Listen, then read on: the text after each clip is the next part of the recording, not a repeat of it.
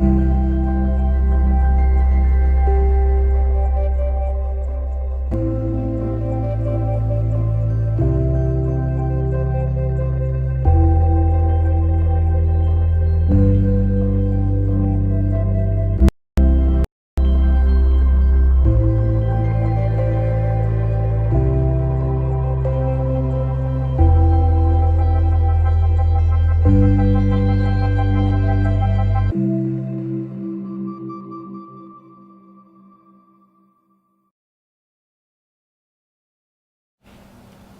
morning. We're studying out of the book of Numbers. We're on chapter 11. Let's start with a prayer. Father, I thank you for this day. I thank you for this opportunity to give us the mind and the wisdom and understanding according to your will. Let us carry the word into the world. In our Lord and Savior name, Jesus Christ. Before I get started, I'd like to say I appreciate to Deacon Johnson standing in for me. He did an excellent job. I was able to listen at the lesson from home. And all the members of the church here called. So I do appreciate it. Thank you very much. Okay, verse 1. And when the peoples complained, it displeased the Lord. And the Lord heard it, and his anger was kindled. And the fire of the Lord burned among them, and consumed them that was in the uttermost part of the camp. And the people cried unto Moses, and when Moses prayed unto the Lord, the fire was quenched. And he called the name of the place Taberah, because the fire of the Lord burned among them. I want you to stop. I want you to understand what had just happened. I want you to go back when we first started about how God brought these people out of Egypt. I want you to really think about everything God did. They didn't have to raise one weapon to leave Egypt. How he fought, how he brought them through the Red Sea, how he fed them. I want you to listen to what they're doing now, complaining. Someone asked you, how are you doing today? Now, I want you to think about all the blessing God has given you that day and for you to even consider a complaint. Here I stand, and someone said, how was your day, how your week? I was able to eat every day. Transportation, place to stay. If it's hot, I can cool it. If it's cool, I can warm it. What room do I have to complain? Now, this is what these people do. They're in a situation, hadn't done nothing but walk out of Egypt. Now, they're in a situation they're complaining about what? Food. And they've been fed ever since they left. Now, let's see what God's going to do. Now, he's upset. That's what I want you to understand. When you sit down here on earth complaining, don't think God is not listening. Now, he's listening to all of this stuff. They say, in the hinder part of the mixed multitude. I want you to understand something about that because I've talked about it. People are quick to say what they are with no proof. I want you to look at how God is. These people in the othermost part of the camp is mixed. He did not call them by no tribe name. And this is how God is. If he say you from a tribe, you have to have proof. And there's one situation that happened with a bloodline that was not accepted with a male. And let me explain why and what it was.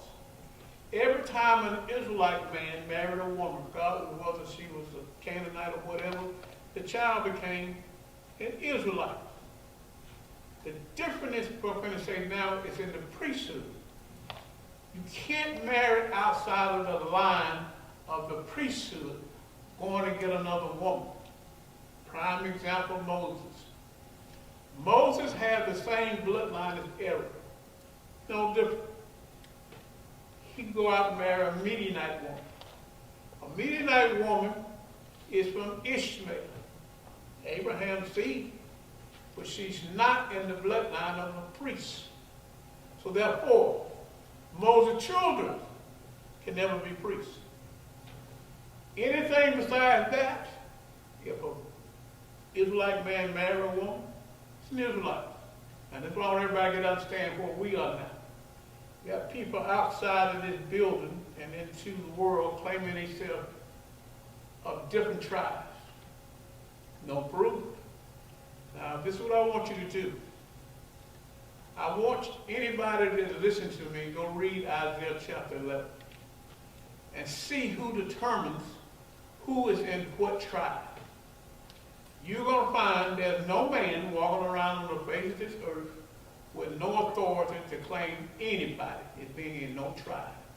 The person who's going to make the decision on who belongs to what tribe is our Lord. That's why Isaiah prophesied in that day what the Lord will do. Okay? So now you got people complaining about food. Go ahead, Diane. And the mixed multitude that was among them fell a lusting.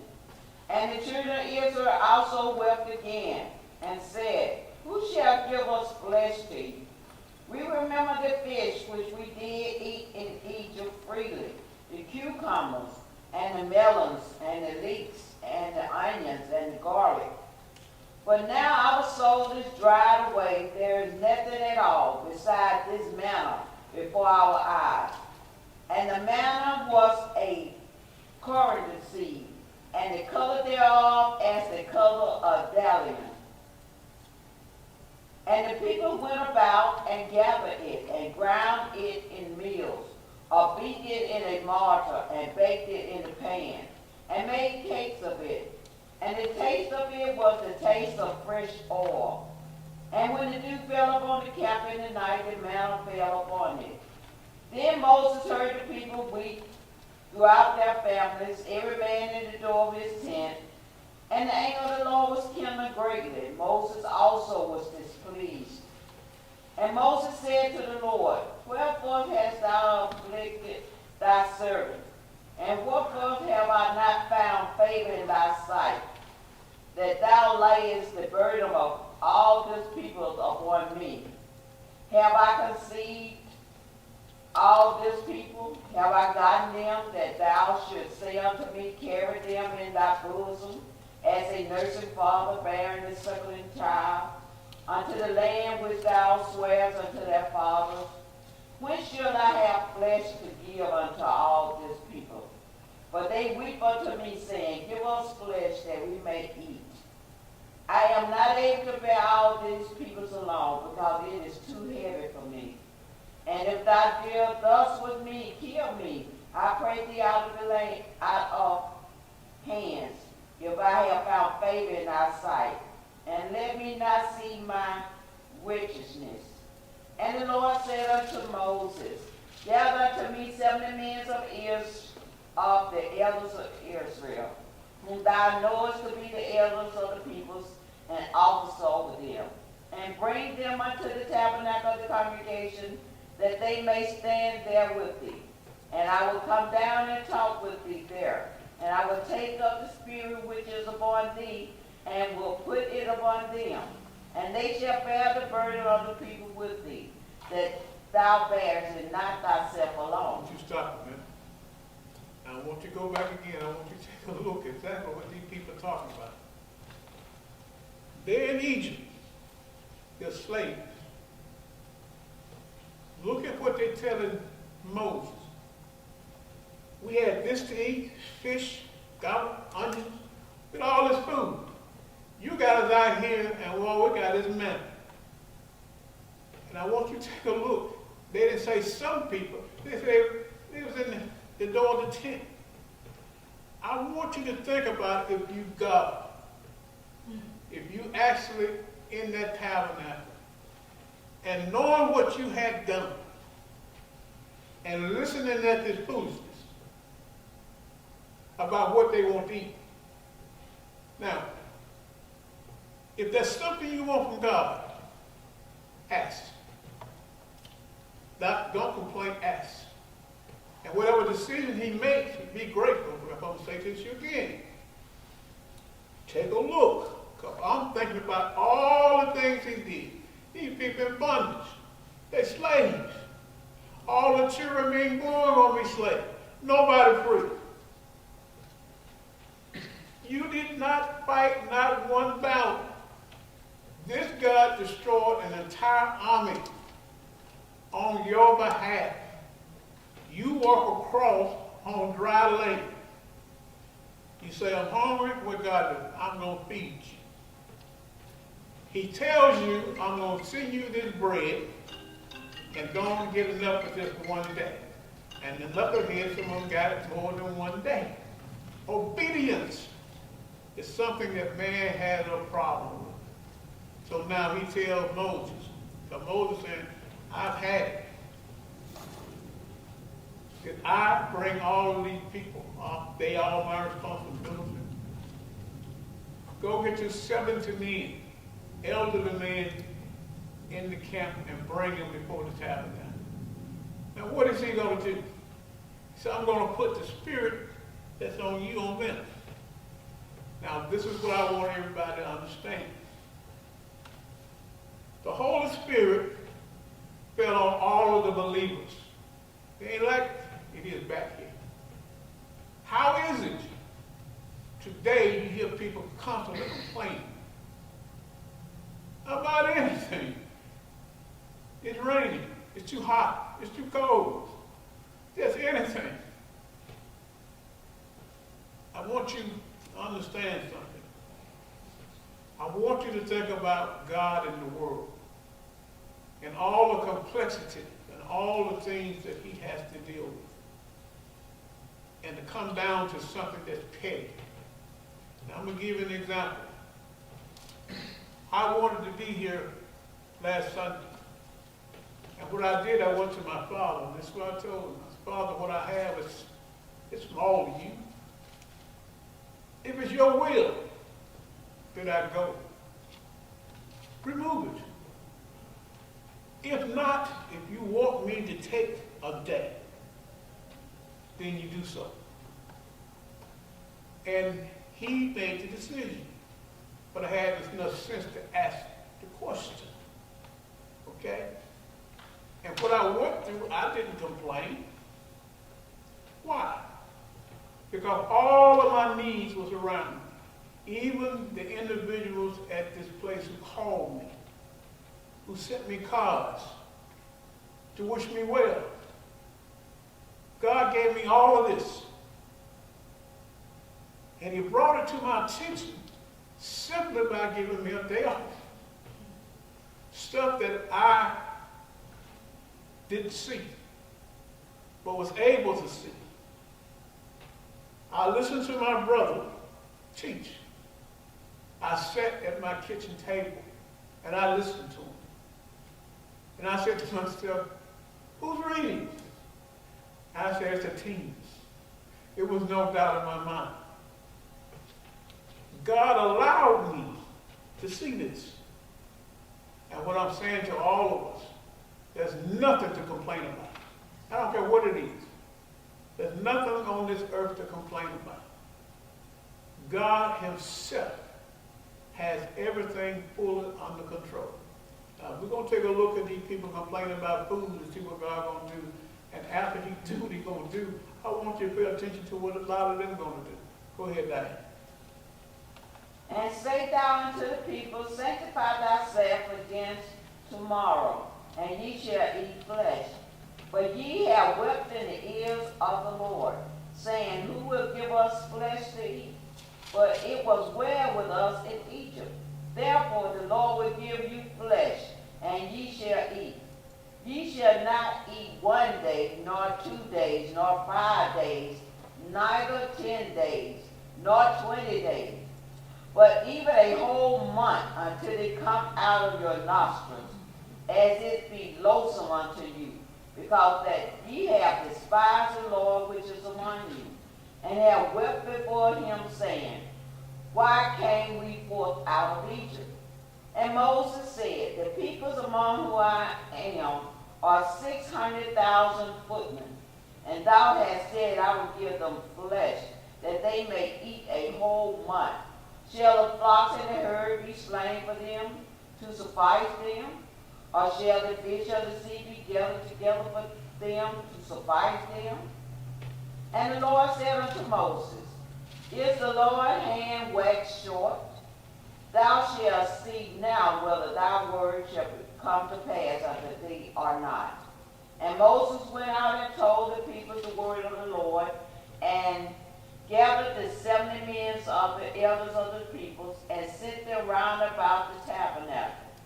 And the Lord came down in a cloud and spake unto him, and took of the spirit that was upon him, and gave it unto the 70 elders. And it came to pass that when the spirit rested upon them, they prophesied and did not cease.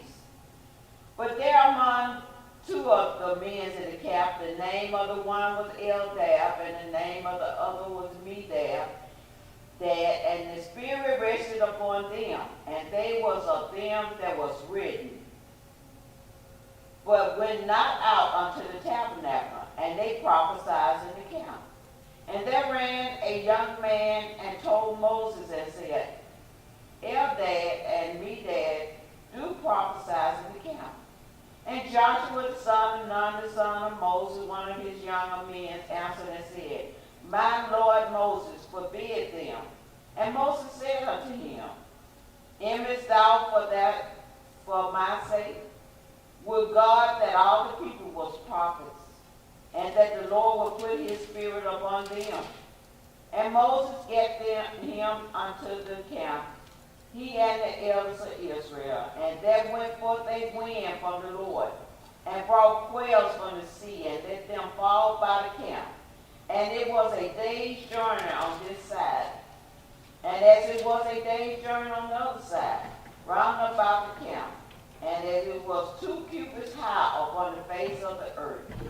And the people stood up all that day, and all that night, and all the next day, and they gathered the quails.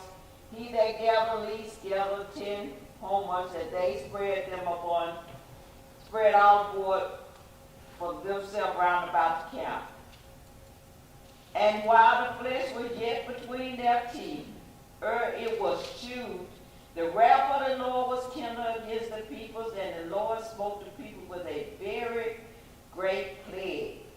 And he called the name of that place Kibroth Hattaavah, because there they buried the people that lusted. And the people journeyed from Kibroth Hattaavah unto Hazeroth, and abode in Hazeroth. I want you to pay attention now. God sent them meat, and they turned into gluttons. And I'm going back again. And most people, when we read this Bible, we only look at the people that we're reading about during the time. But if you bring it fast forward to us, we got some of the same issues. Now, here you have a situation. God sent them quail. They're complaining about meat. They're tired of just eating bread. He told them to send them enough for a whole month. Now, you would think that God was generous enough to send you something. You'd have a decency about yourself to eat and you full. He already promised you that you're going to be able to eat for a whole month. So whether you believe him or not, that's the issue. Now, you got a situation that a bunch of them did not know how to stop eating. And the God killed a bunch of them with the meat in the teeth. If they were that big of a glutton. Now you have a situation here. You got a whole nation, an entire nation. And now, every time God tells them what he's going to do, nobody fully believes it. I want you to take a look at the one that prophesied. 70 men began to prophesy. 2 wasn't among the 7, but they were prophesying. I want you to take a look at the attitude of the man who came and told Moses, Then the two guys prophesied. Moses had no ego. A lot of us have a problem with titles. This is my job. I'm such and such. Nobody else do nothing. No. What did Moses tell him? Yeah, I wish I was a prophet. Yeah, my job would be easy. Period. I want you to understand Moses because I began to understand why God made a statement about it when Aaron and Miriam went up against him. So Moses is the most meekest man I know on the earth. And I'm looking at this man. Here's the man who stood before Pharaoh. All of the things he said came to pass. Everybody understands Moses got a direct line to God. It ain't no doubt. Somebody come and tell him, you got two guys taking a position that only you hold. And his attitude, I don't care about that. That's the attitude everybody in God's house should have. I look at all the gifts. And I think most people don't even realize their gifts. They really don't. I hear voices during the time of praise. I hear voices during the time of the message. And I say to myself, it's a gift. It is a gift. Look at how God set up the tabernacle and you had praises. I want you to look at what he's doing. You got a situation, he organized everything. I listened to the brother teach last week about the trumpets. How when they got ready to move, they would have to sound a trumpet. One blow means one thing, two means something else. How well organized he had everything. As they moved, the cloud determined which way to go. Once it stopped, that is where it's supposed to stop. Now, the meat situation has been resolved. And this is what I want you to understand as we go through this. They're going to continue to complain. That's why I want you to understand again. I look at my own life, not nobody else, because I'm going to say to you again. God is going to talk about me. He ain't going to talk about nobody else but me. When that book opens. The question is, what do you complain about? And I'm going to say, Lord, you were there with me, so I ain't complaining about nothing. Only thing I complain about was, have mercy on me when I leave this door because I'm in the flesh. I know what happened in the flesh. I can't control it. So now, other than that, we ain't got no problem. How you doing? I'm doing fine. I'm great. You got a problem? I got no problem. None whatsoever. How you going to be doing tomorrow? Great. The next day, wonderful. But get sick, Lord, you make a decision. You know my body. You make this decision. Now I'm going to say this. In the law, if a servant decides to never leave his master's house, the master has to take a brand and brand him in the ear. And he will be a slave forever. I told my father to brand both of my ears. I want to be a slave in your house for eternity. Not on this side, but on the other side. I never want to leave you. Therefore, what I'm saying to you is this. Before my father, I don't care what happened to me, I would never complain. Whatever his will is, so be it. Lord, give me the strength to deal with whatever you send. Now, as we go on through the law, you can see what Moses had to deal with. You can see the complaints have started now. Everything is organized. Everybody is in a situation. You got a tent. And what are they complaining about now? As we leave this situation and go forward, they're going to complain about some more stuff. They're going to complain until God consumed them in the wilderness. This is a question you have to ask yourself as we go through this scripture. And I want you to put yourself, not these people, put yourself there and ask yourself a question. If I was there with a tent, what would I be doing? That's a question you need to ask yourself. What would I be doing? Would I be one saying, Lord, I need some meat. I'm tired of this bread. And when he sends you some meat, you eat 5 to 6 quails at a time. Don't know when to stop. Will you have that spirit about yourself? Or will you have spirit even to see the quails and say, Lord, I thank you. Thank you. And only consumed. I mean, telling you, he's going to supply you for a whole month. It's not necessary for you to be a glutton. It's not necessary. Now, as we move through the book of Numbers, I want you to start paying attention because most of the laws have been given. I want you to take a look at the attitude. I also want you to take a look at how God is, because this is my frustration.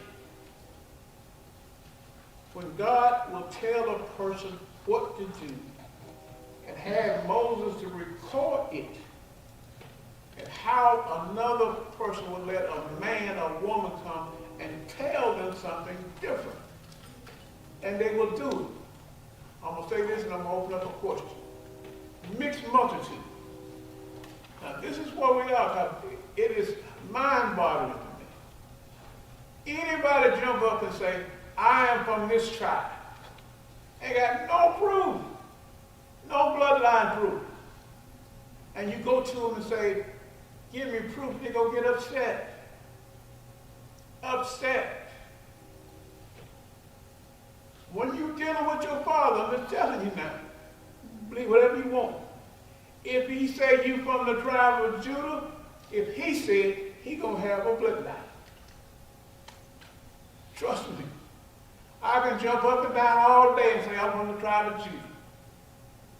And I'm going to say to you again, the seed is in the man. Judah, all 3 of his sons came from Canaanite women. Period. I'm going to say this to you again when it comes to that lineage. The only situation that an Israelite man can marry and cause a problem is in the priesthood. And the priesthood is simply this. All those women who fell within that bloodline of Aaron. The women can marry outside the bloodline, but the men couldn't. That was Moses' problem. Midianite woman. That's why his children was never priests. Okay? Now, are there any questions about what we just covered? Any questions about anything we have covered concerning the law up until now? But I'm a stickler when it comes to lineage. And I look at the word they use, mixed multitude. He didn't call them Israelites. He said mixed multitude. And let me clear up something before I leave. This is what Jesus Christ said in the New Testament, so you won't have to have no problem. Anyone who believes upon me will be an adopted Jew. That is the key. You show up and you don't have the bloodline to a tribe of Abraham. Jesus Christ said, you believe upon me, you're an adopted Jew, meaning I have adopted you. Meaning, I got as many rights as anybody who have a flesh bloodline. Okay? So there's no problem about being adopted. All right? Next week, there's no question we're going into chapter 12. And it's a very interesting chapter. Okay? Now, again, I'm praying that God will allow us to go into the New Testament once we finish up the law. I am curious as we go through Gospels. Knowing the law, how you see everything. That'll be totally different when you understand the law. Okay? So there's no questions. Everybody be safe. God protect you until next week.